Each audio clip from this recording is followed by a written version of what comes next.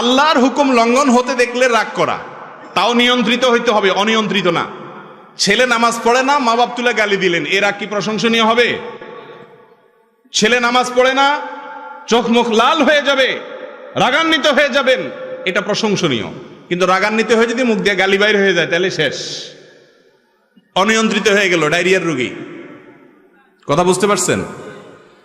অতএব রাগকে নিয়ন্ত্রণ করার মধ্যে প্রশংসা, রাগ করলে প্রশংসনীয় তখন রাগ হবে যেই রাগ হবে আল্লাহর কোন নির্দেশ লঙ্ঘন হলে।